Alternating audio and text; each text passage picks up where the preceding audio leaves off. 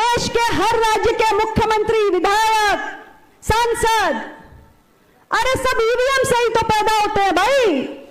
कोई गलत बात हो गई क्या? और हम ये कहते रहेंगे, लोकतंत्र में राजा ईवीएम से पैदा होता है। बताओ हाँ या ना में बताना। क्या भारत का संविधान ये नहीं कहता कि लोकतंत्र में राजा ईवीएम से पैदा होता है? भारत का संविधान कहता है कि नहीं कहता है? बताओ भाई, कहता है ना? तो अगर अनुप्रिया पटेल ने वही कहा जो भारत का संविधान कहता है कि लोकतंत्र में राजा ईवीएम से पैदा होता है, तो कोई गलत बात हो गई क्या भाई? नहीं ना? सहमत हो ना? कुछ लोगों को बुरा लग गया। यूपी की राजनीति में इन दिनों अनुप्रिया पटेल लगातार जिस तरीके से प्रतापगढ़ या कहें कुंडा के जो विधायक हैं रघुराज प्रताप उर्फ राजा भैया के खिलाफ लगातार जो बयानबाजी दे रहे हैं, उससे कहीं न कहीं बीजेपी को भारी नुकसान का सामना करना पड़ा था।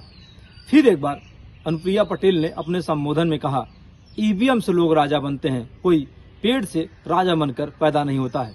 फिलहाल 2024 के लोकसभा चुनाव में जिस तरीके से अनुप्रिया पटेल के इस बयान के बाद बीजेपी को प्रतापगढ़, कौशाम्बी और प्रयागराज की 3 लोकसभा सीटों पर इसका भारी नुकसान उठाना पड़ा था और सभी इन सीटों पर जिस तरीके से बीजेपी की करारी हार का सामना करना पड़ा।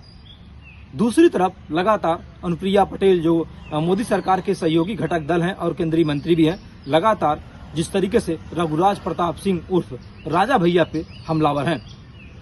अनुप्रिया पटेल के इस बयान के अगर मायने निकाले जाएं तो कहीं न कहीं अनुप्रिया पटेल के इस बयान पर लगातार बीजेपी को भारी नुकसान का सामना करना पड़ेगा। इस बयान के कारण ही समाजवादी पार्टी और जिस तरीके से रघुराज प्रताप सिंह उर्फ राजा भैया की जो नजदीकियां हैं वह बढ़ी थी।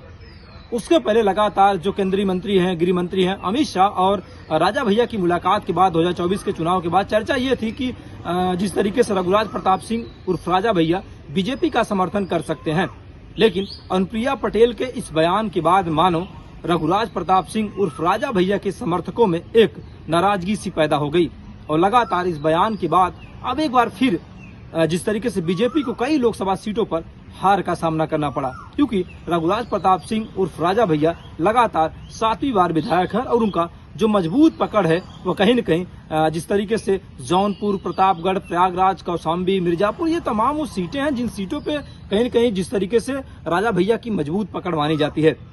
फिलहाल अनुप्रिया पटेल के इस बयान के मायने क्या हैं? लगातार जो हमलावर हैं राजा भैया के ऊपर, शायद अब यही कारण था कि जो रावटगंज की सीट थी अनुप्रिया पटेल के खाते में गई थी वह भी हार गई थी।